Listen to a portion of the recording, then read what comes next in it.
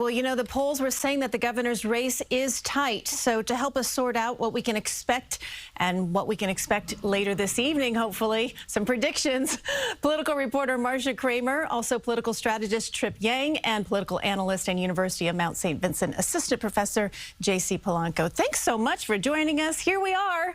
It's election night. It's about always a pleasure to be here. Yes, this is what we've all been working towards. So let's concentrate on the governor's race in New Jersey, since the polls have closed in that state. You know, President Trump has really tried to play a big role in the New York City mayoral race. What about his influence in the race in New Jersey for governor? Is he putting his thumb on the scale there too, Marcia? He certainly is. In fact, late today, before the polls closed, he put out a Truth Social post where he made a mention of the fact that 32,000 Orthodox Jews in the Vod in Lakewood had already voted, and he called on other religious Jews, people in yeshivas and other places, to make sure they got to the polls before it closed. He was sending a message to them because that Vod is looked on as a group that could have a major effect in helping Jack Ciattarelli win tonight.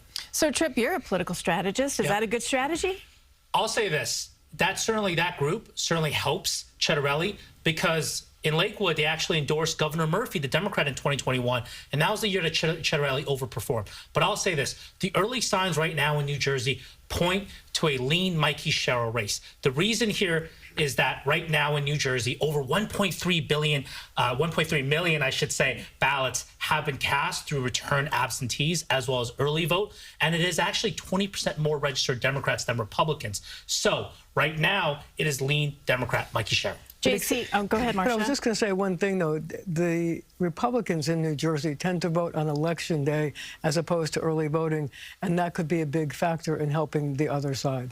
Well, you know, JC, Jack Ciattarelli directly, you know, in relation to President Trump. So if he doesn't win here tonight, is that a reflection on the president's performance? It could be. The shutdown is not helping Jack Ciattarelli one bit. But we got to remember, there are a large group of independent voters in New Jersey. It's a Democrat is the highest enrollment. Then you have a bunch of people that are not registered in any party, and then you have Republicans.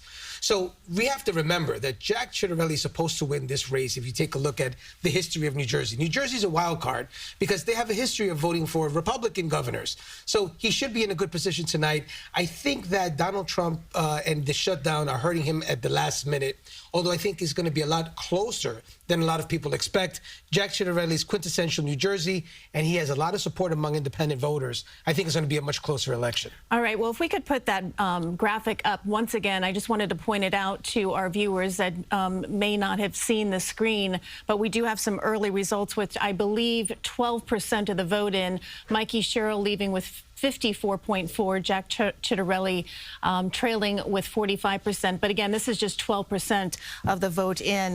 More than 300,000 more Democrats did cast their ballots during early voting. So we'll see if the Republicans were able to rally their base and get them to the polls, which you duly noted, Marcia. Thank you to all three of you. We're going to be coming back to you, so please get comfortable. Don't leave me. There's a lot more to cover here tonight.